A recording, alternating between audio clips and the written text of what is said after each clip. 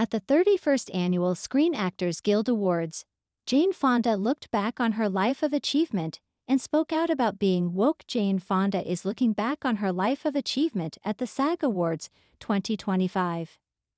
The actress activist, 87, accepted the highest honor of the annual ceremony, the SAG Life Achievement Award, during the Kristen Bell-hosted show on Sunday, February 23.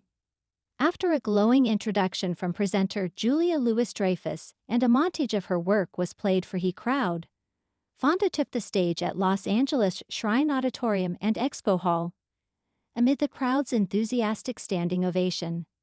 "This means the world to me," the two-time Oscar winner began her acceptance speech, before thanking SAG-AFTRA and telling the audience, "Your enthusiasm makes this seem less like a late twilight of my life moment, and more like a go girl, kick ass one. Which is good, because I'm not done," she added. Following cheers from the crowd, Fonda went on to reflect on her unstrategic and really weird career over the past several decades, including retiring for 15 years and coming back at 65, calling herself a late bloomer in show business. She also said she's a big believer in unions, explaining, "They have our backs. They bring us into community, and they give us power. Community means power, and this is really important right now when workers' power is being attacked and community is being weakened." But SAG-AFTRA is different than most other unions because us, the workers, we actors, we don't manufacture anything tangible. What we create is empathy, Fonda continued. Our job is to understand another human being so profoundly that we can touch their souls. We know why they do what they do. We feel their joys and their pain. After giving examples of roles that tend to have complex backgrounds, like ex-workers and bullies, Fonda said, "While you may hate the behavior of your character, you have to understand and empathize with the traumatized person you're playing, right? Make no mistake, empathy is not weak or woke. And by the way, woke just means you give a damn about other people," she continued as the audience cheered once more. Back to empathy. A whole lot of people are gonna be really hurt by what is happening, what is coming our way, Fonda went on. And even if they are of a different political persuasion, we need to call upon our empathy and not judge, but listen from our hearts and welcome them into our tent. Because we are gonna need a big tent to resist successfully what's coming at us.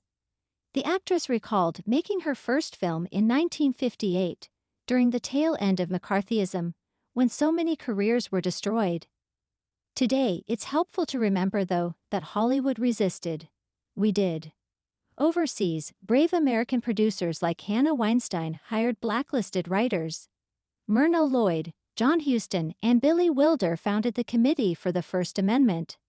They had a radio show on ABC Radio called Hollywood Fights Back. Members of the committee included every big-name actor in town. Have any of you ever watched a documentary of one of the great social movements, like apartheid or our civil rights movement or Stonewall, and asked yourself, would you have been brave enough to walk the bridge? Fonda asked the crowd. Would you have been able to take the hoses and the batons and the dogs?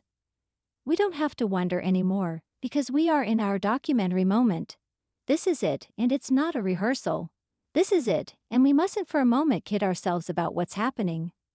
This is big-time serious, folks, so let's be brave. We must not isolate. We must stay in community. We must help the vulnerable. We must find ways to project an inspiring vision of the future, one that is beckoning, welcoming, that will help people believe that, to quote the novelist Pearl Cleage, on the other side of the conflagration, there will still be love. There will still be beauty, and there will be an ocean of truth for us to swim in. Let's make it so, she added, concluding of her award.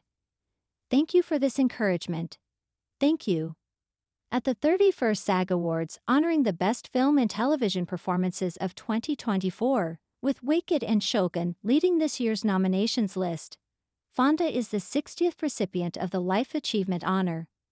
In recent years it has gone to Barbra Streisand, Sally Field, Helen Mirren, and Robert De Niro.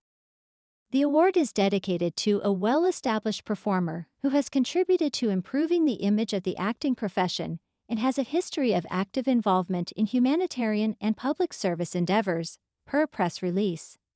SAG-AFTRA President Fran Drescher called Fonda a trailblazer and an extraordinary talent and dynamic force who has shaped the landscape of entertainment, advocacy, and culture with unwavering passion, in a statement last October.